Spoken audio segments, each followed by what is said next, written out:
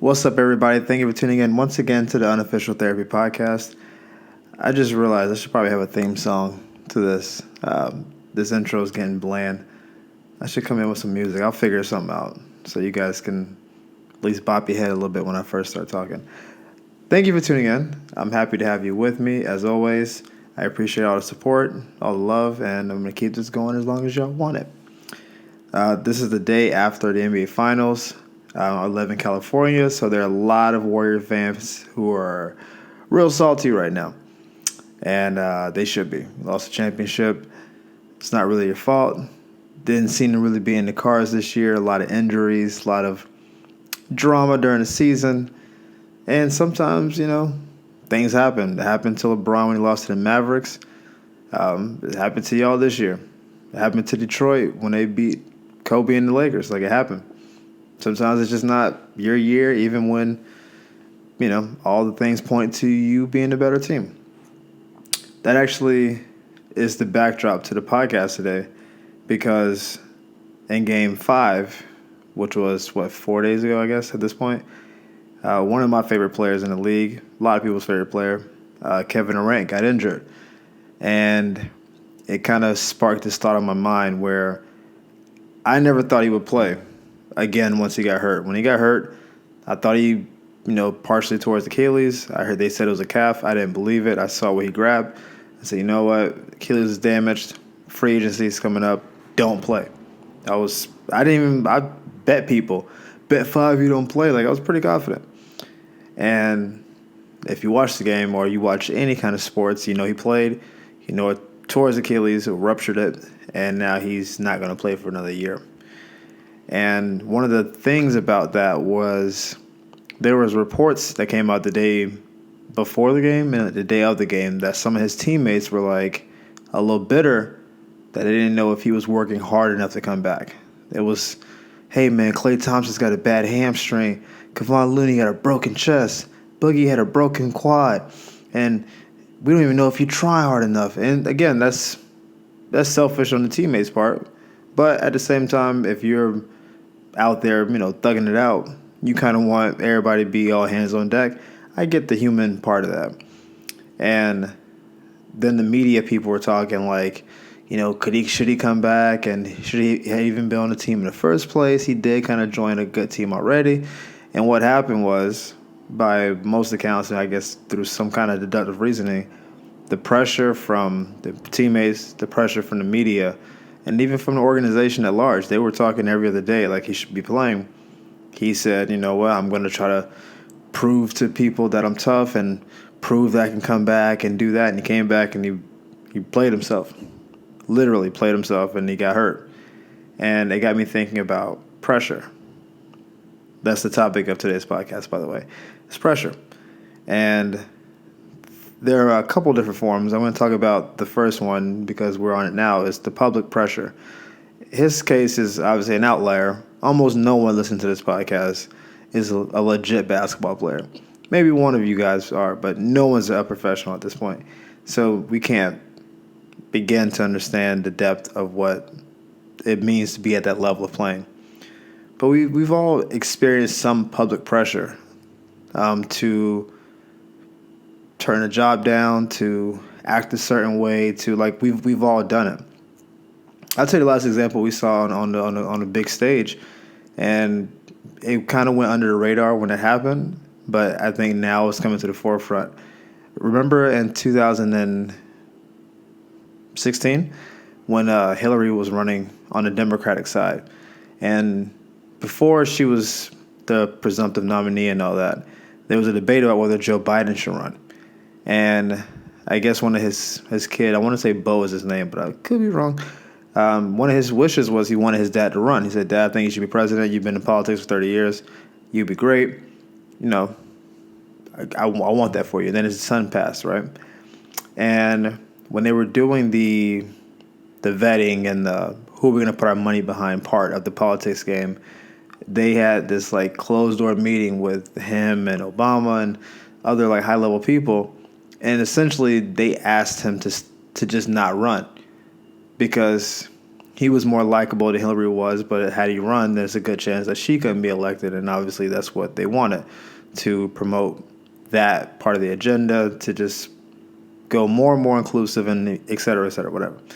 It's not a political podcast, but it's apparent. So, but he wanted to be president. Like, he thought, if I ran then, I could have won. I'm a likable VP. I have friends on both sides of the aisle. But he stepped down from his dream, essentially, because the public, meaning his constituents, pretty much asked him to. Like, if you run, we're not going to support you like you want to. We want her to be the person. And first of all, that's a G move. Like, you're talking about being down for the party, but to give up on your dream because the powers that be want you to, it's a bold move. Now, he's running again now, but we'll see what happens. But that happened on a high level. Like, that's the presidency. And he had to think at that point he had a chance. And he was like, I'm pretty much passing up what I believe to be a pretty good chance to be president because y'all want me to. And I'm sure I don't know, he's written books and stuff. I haven't read them. I would think if you interviewed him, like, in confidence, say, hey, Joe, like, what's one of your, biggest regrets? Let's say he doesn't win the nomination this time. It goes to anyone else, and he never gets to be president. I would bet money one of his regrets is, I wish I would have ran for president in 2016. I think I would have won, and who knows, how life would have been different. It's a rough go, especially when the pressure you feel is from the top down. This is why things like quid pro quo are illegal in the workforce. If your boss is like, do this, or, this happens, or do this for me and I'll do this for you, like, there's a reason why that's outlawed. Because when you're not in a power position, people succumb to pressure. It happens. Especially if you feel like there will be consequences if you don't. Sometimes people can just request and be like, please do this for me, and there's some pressure there. But if you feel like, if I don't do this, the repercussions will be, dire, then that's a rough place to be. And I think that's what happened to KD. I mean, I think the media part was pressure-wise too, but I think if his teammates and his coaches and owner were just like, hey, don't play, man. It's cool if you don't. We get it. You're hurt. I don't think he ever would have played. I think he would have wanted to. Maybe he would have, try to, like, do a Willis Reed moment and come out and whatever. But I think the fact that every other day they're asking the same question, well, we hope he comes back. I mean, we need him. The big guys, the guy we need. And Steve Kerr is, well, you see, he's progressing slowly when he wasn't even practicing. And all this stuff, it was just, I get it. It's human nature. You don't want to, I've been an athlete and I've been hurt before. And I remember what it felt like to be injured and then watch your teammates play and to see them, like, battling and going at it. And you wish you could be out there with them, especially if you know you can make a difference. Let's say they have the second string cornerback in. I know I'm better than him, and he's getting beat, and that's the part that's holding the defense back. And I'm like, man, if I was there, they wouldn't have such an easy pass constantly to say he's running the same route. I can see it. Look at his outside foot. You calling the stuff out. You can't do anything. You're just sitting there injured. And this is really one of the worst parts of being injured, barring, something like what happened to KD when he tore his Achilles. When you're just injured, like, your teammates care about you. Like, you're on the team, yada, yada. But they don't really think about you because you're not there. It's really like a recency thing. We've all experienced this. You've had a coworker that while they work with you, you were like, all right, yeah, that's my girl, that's my man, so we in there. And then they leave, and then, like, you talk to them for a few weeks, maybe a few months. But at a certain point, because you don't see them, they don't register as much. Unless you guys were, like, real good friends, like, it just doesn't, you kind of fade away. And then maybe at some point you see them, like, hey, how's that new job treating you? You realize you haven't talked to them in a few months. That's how teammates are. When you're in the IR, you can be in a training facility every day working, getting treatment, like whirlpools and physical therapy, all that good stuff. But you're not playing. And so you don't matter as much. And so that's leading to the second kind of pressure, and that's personal pressure. It's pressure you put on yourself. And that is maybe the worst kind of pressure because a lot of times it's not exactly rational. It's just something you bestow upon yourself. This is what the basis of being a perfectionist is. You just say, I got to be perfect. Why? Because I got to be perfect. Because if you're not perfect, then you're less than perfect. If you're less than perfect, then people won't love you, or you're not great, and again, these are all obviously irrational. Because even a 4.0 is not exactly perfect. Like getting an A is a 4.0, but an A ranges from a 94 to 100. So a 94 is worse than a 95, right? So like you literally have to get 100% on everything. Who does that? Where do they make people like that at? Even the smartest people in the world, get a 97 on the test or something. Oh, I didn't punctuate this thing, or I didn't add that equation properly. It's irrational, but it's a thing that a lot of people go through, that perfectionist thing. And then it's this, I should have already been thing that a lot of people have as well. And it's based on what the projection of yourself from 5 or 10 years ago. It's an arbitrary number you put out. All right, when I'm 27, I want to be doing this. And then your 27th birthday comes around and you're not doing it. And you feel like somehow you failed. When you made the proclamation, you had no idea what the future was going to be. You have no idea what life is going to be from day to day. You can go out to your car right now and have 2 flat tires and be like, what? How did this happen? When I hit a nail. Better yet, 2. When did this go down? You have no idea. It just happened. And maybe the money you end up spending on tires is something you have pre-allocated to something else. It's okay, by the end of the month, I'm going to pay for this trip, for instance. People take trips during the summer. It's apropos. I'm paying for this trip. Cool. And then you have 2 flat tires and you have to spend $400 on tires. Now you can't pay for the trip. Or if you do, you're kind of overextending yourself. So, and that's life. That's daily. Like flat tires can be a metaphor. Like literally flat tires suck, but it could be any derailment. Your boss can tell you, hey, your promotion is already in the works. We're just doing final approvals. Week, 2 weeks max. And then like the GM of the company resigns. And now they have to completely overhaul the company. And every other pressing matter gets pushed to the back. Hey, we're not doing any promotions or anything until we figure out the new direction of the company. The GM might want to bring some new people in. Just hold tight.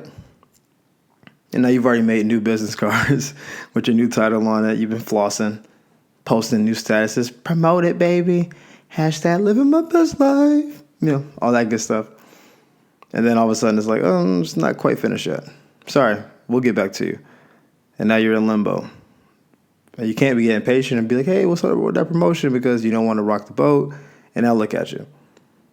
That's a flat tire on some level, right? Relationship flat tires? Ooh, don't get me started. Everything's perfect. Hey, man crush Monday, woman crush Wednesday. Tuesday, babe, what's wrong? This isn't working for me. What? Nah, just, I don't know. Just woke up and wasn't really feeling it anymore. It's just like, oh, okay, you want to go to counseling? Nah, I think we've run our course.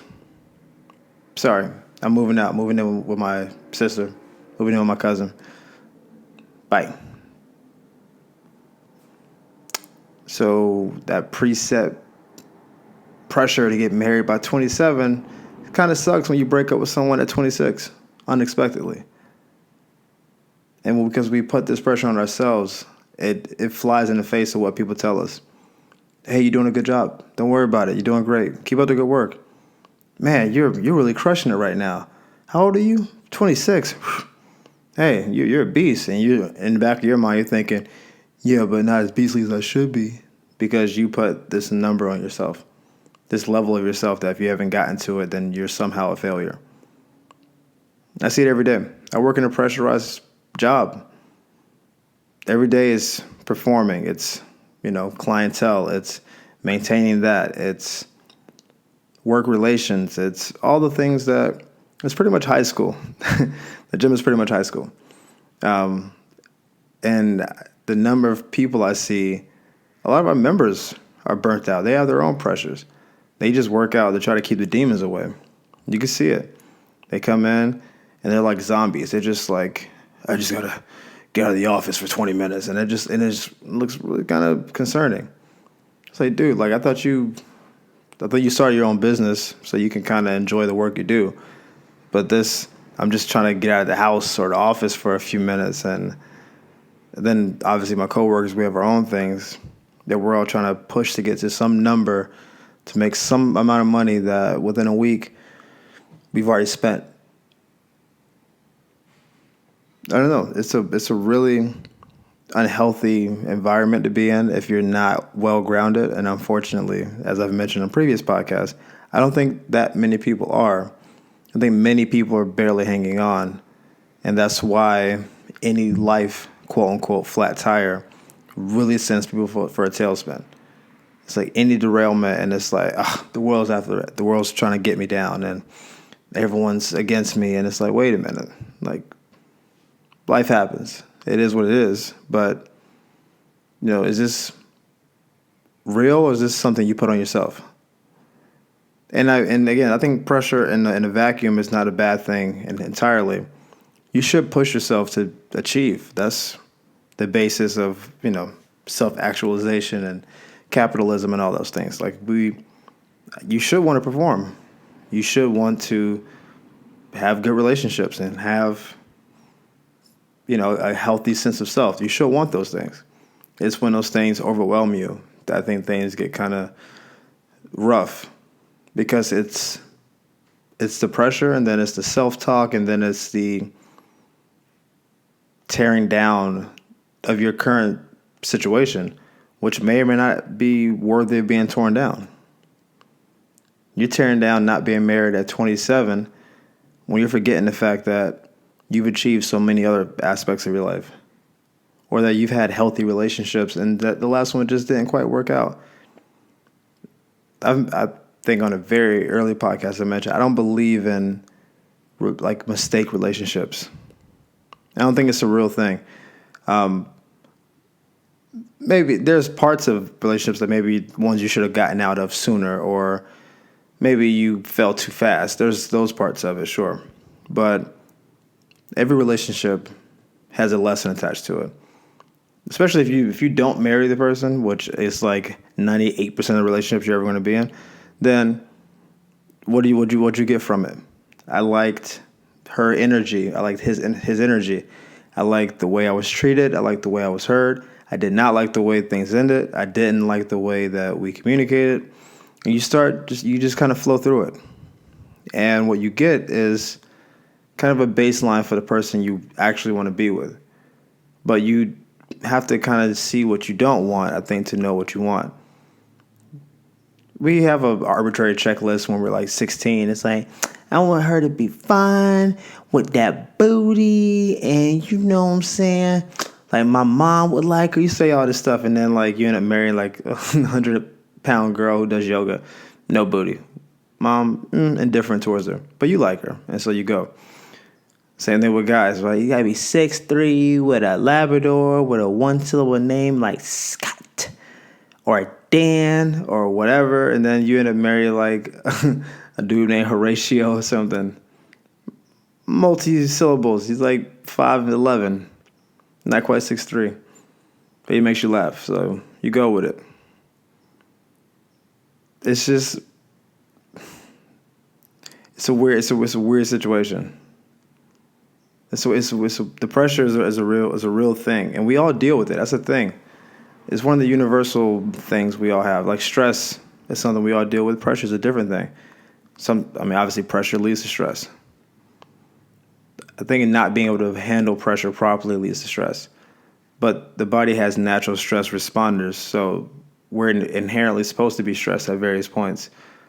And most high achieving people know how to handle pressure. Isn't this what makes people we look up to, the Tom Brady type people, revered? Is that in the fourth quarter, he's always at his best. In the biggest games, they play their best. They're clutch. The whole word clutch has been bastardized so much in the media that it doesn't even mean anything anymore. But what it used to mean was in the highest leverage moments, you perform the best. But they just cherry pick what is clutch and what isn't clutch. So if you make one game-winning shot and then have 4 consecutive bad fourth quarters, we still remember the game-winning shot. And so we call you clutch, even though that's really 1 out of 5, and that's bad math. But that's irrelevant.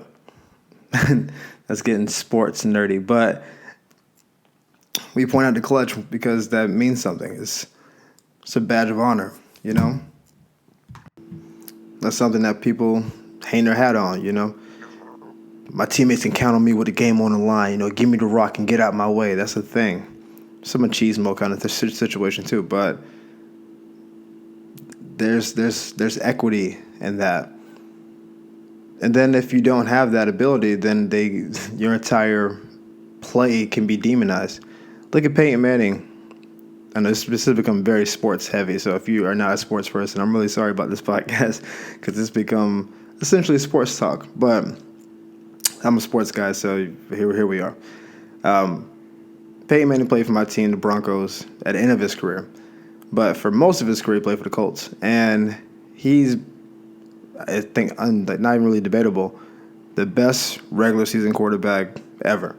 All the records, consistently 13-3, 14-2, 12-4, division champs, passing records, all that good stuff. Then somehow in the playoffs, he just played like a lesser version of that.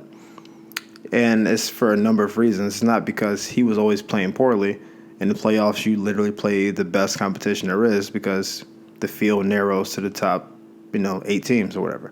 So he's playing the best competition, who's maybe had a week, maybe 2 weeks to review the film, and people get a little bit healthier, and then you play. And sometimes his team will get a bye week. In fact, most of the times they did. So he didn't play for a week before his last game.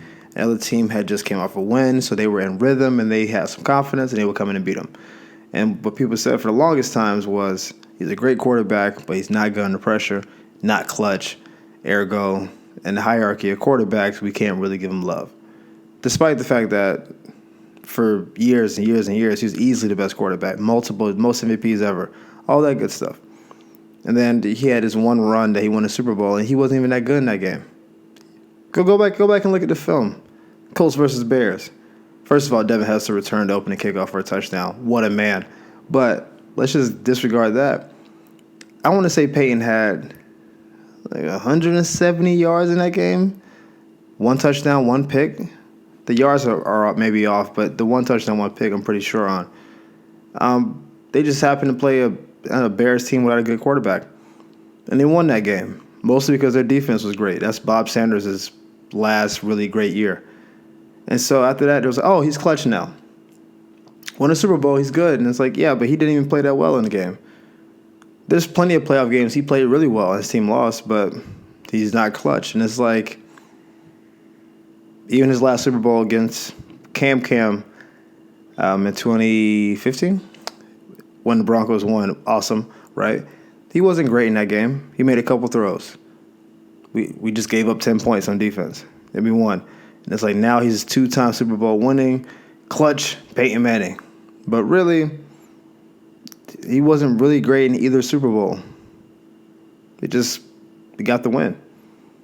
And so the narrative changed, and now we don't think of him as being someone who wilted under pressure. But that's the game. And I think that's kind of the overall point, is that if pressure can be just flipped on the narrative. Oh, you're not good under pressure. Oh, you did well today? All right, maybe you're good under pressure now. Or, man, I'm putting a lot of pressure on myself, but really, I don't need to. And it brings me to this final thing is when you can't talk to yourself and you can't get yourself out of your pressure spiral, right? You're putting so much weight on yourself. You're super heavy. Like, sleeping is difficult. Day-to-day operations are hard. You need pressure breakers. And these should be people you really trust. People you confide in. People who can get through to you when you can't get through to yourself. So this is usually a significant other, right? It's the easiest person. They're the most involved in your life. They have the most stake in whether you're doing well or not. But if you're, let's say, an athlete, it can be an agent. It can be a parent.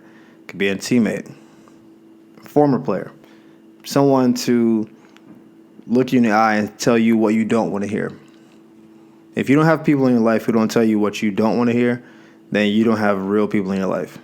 No one should have only yes people around them, or people who just say what you want to say. Even if you guys are pretty like-minded, sometimes you need someone to say, hey, no, that's not smart. You're risking something for the wrong reasons. You need someone to be able to check you, because it's hard to check ourselves, right? We think we're right all the time. You need that pressure breaker, that mentor, that parent, that significant other, someone to get through to you, and someone you trust their judgment on, so you won't dismiss them. Because sometimes people will say what you don't want to hear, but they don't have any stake in your life, and so you can just dismiss them. Like, you're just a critic. Get out of here. I don't care what you think. You're jealous of me because you're not as good as me. Whatever. Be out. You can't say that to your husband. You definitely can't say that to your wife, or you will be on the couch outside.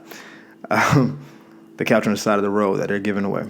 But you need to have a few of these people in your life. In my case, I have good friends who I think can tell me the things I need to hear, because that's what I am for them. I call them and say, man, this is going on. I don't know. And they be like, man, first of all, you tripping. And I'm like, oh, okay. Whoops. Thanks for bringing me back to earth. And then they give me the perspective. Bro, you're doing fine. Blah, blah, blah, blah, blah. You'll be all right. Figure it out. Or don't stress it. Why are you putting this extra weight on yourself? And I have to think about it. And I'm like, I don't know. It's just something I was doing. And they say, okay, cool. So take a second, think it through, find the logic in it, and where are you? And usually it's not as bad as you think it is. And then you can kind of resolve the situation in your mind, and then return to some level of normalcy. And then when the pressure builds up again, then you keep diffusing it. This is a constant thing. Pressure oscillates. It just keeps going up and down, up and down. Like the last day before rent's due is probably a way more pressurized day than 2 days before rent's due, because if you don't have the money, then you have one more day to get it. So that's a different level of pressure. But once the first and you make the payment, then that pressure's off for the moment. You got to make that money again for next month, but you kind of keep moving forward, and you never let the pressure break you or put you in a compromised situation where you may tear your Achilles and potentially ruin part of your Hall of Fame career. I think that's a good wrap up, a good sports wrap up to a life topic. I know some of you guys are dealing with pressure out there yourselves. We all see it. Summertime's a good time to not really be pressurized. Like, it's a little more chill. Go outside, swim, climb stuff, hike, whatever. Enjoy the company of others. I get that part. But if you have pressure and you feel like it's overwhelming, you feel like it's getting you down, find some people you can talk to get the pressure up off you.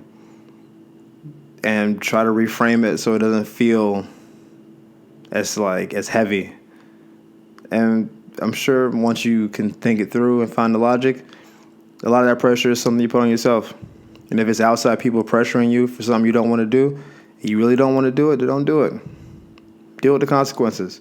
At least in your spirit, you'll feel better. If you get pressured into something by some outside forces and you fall through on them, then you can't do that righteously, because you really feel like you were puppeted.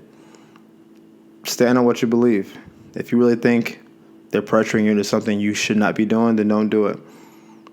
It's okay. It'll all work itself out. Maybe they're mad at you. Maybe you lose that job. But that's probably not a job you want anyway, if you're being pressured by your bosses to do something you don't think you should be doing. And then a better one will come along, and hopefully you'll be happier. Same thing for relationships, same thing for yourself. Don't let the pressure break you. Thank you guys for tuning in. As always, I appreciated love and support. Wow. Got a little choked up thinking about you guys. I appreciate the love and support. Tell your friends, repost, tag, all that good stuff. If you have any questions, hit me up on my social media at Sexy Comedy, on Instagram, Twitter, all that good stuff. And I will see you guys next time. Deuces.